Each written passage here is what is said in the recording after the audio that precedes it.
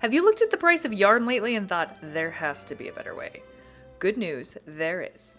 This video is for you if you are thinking about making your own fabric yarn from old sheets, fabric remnants, curtains, and other textiles.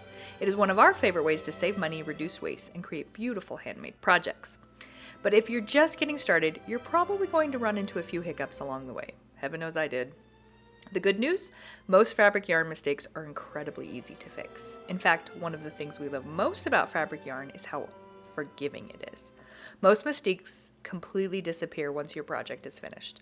So if you've made one of these errors, don't panic, take a deep breath, remember how much money you're saving, and keep going. Let's look at 5 common fabric yarn mistakes and exactly how to fix them. But first, please note that the following mistakes come from a lot of trial and error using our Sheet-to-Skein method for creating fabric yarn. If you want to know more about that, I've included a link to the guide in the description. If you're using another method to make yarn, the mistakes and fixes below may not be as applicable. Okay, on to the first mistake. Mistake number 1, cutting all the way through the top edge.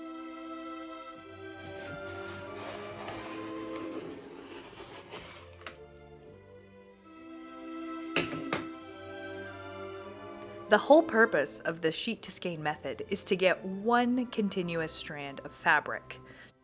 To do that, you need to not cut through the top edge of the fabric. However, it still happens. This is probably the mistake that makes beginners panic the most. You carefully cut your strips, unfold everything, and suddenly your yarn is broken into multiple pieces. What happens? Well, instead of one continuous strand, you end up with breaks in your yarn. The fix? Simply tie or join the ends together as you work. Honestly, once the yarn is crocheted, knitted, or woven into a project, most people will never notice where those joints happened. And remember, you're still creating yarn for pennies compared to store-bought skeins. In my example here, I cut through the top somewhere around the middle of the sheet. What that did was result in 2 skeins of about equal size yarn. Not a tragedy at all, and I will use both of them. Mistake number 2, your zigzag cuts don't line up. Now, if a zigzag cut doesn't mean much to you, that's because this, again, is an important part of the Sheet-to-Skein method. It's a way of getting a continuous strand of fabric. And this is the one that drives me crazy. The frustrating part is that I don't usually notice until I've made several cuts and have unfolded the fabric. So what happens when your zigzags don't line up? Instead of creating one continuous strand, you actually end up with multiple loops of fabric. So many loops. So many loops. The fix? You can connect the loops individually. Simply tie or join the pieces together as you go. Is it a little bit more work? Yes. Is the fabric ruined? Not at all.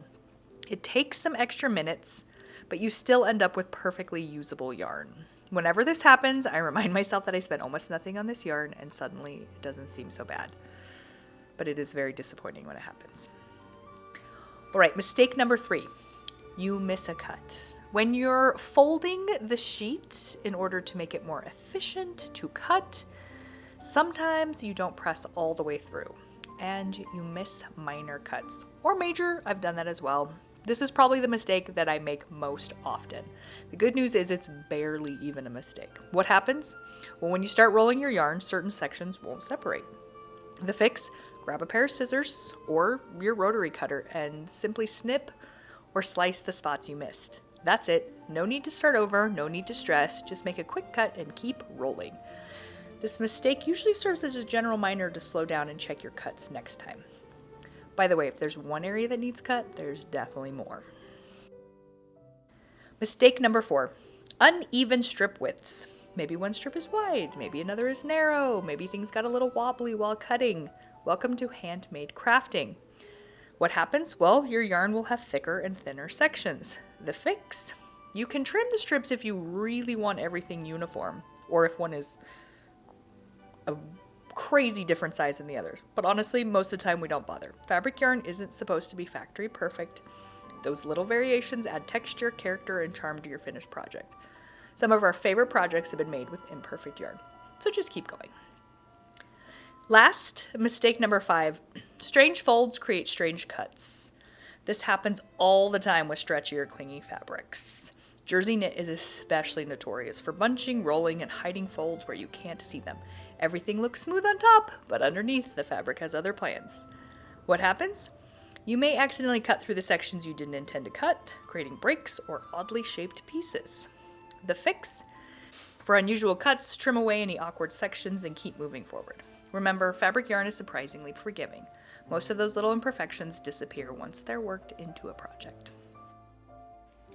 There you have it, 5 common fabric yarn mistakes and the simple fixes that keep your project moving forward when you're using the Sheet-to-Skein method for creating fabric yarn. Mistakes happen to all of us. They happen to beginners, they happen to experienced makers, they even happen to us. More than I would like. The important thing is not letting them stop you, because at the end of the day, you're creating useful, beautiful yarn from materials that might otherwise end up discarded. That's something we're celebrating.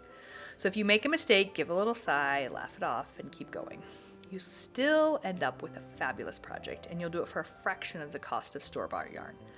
If you'd like more fabric yarn tips, tricks, and budget-friendly crafting ideas, be sure to subscribe. We're here to help make all your Sheet-to-Skein dreams come true. Love, Bird Yaya.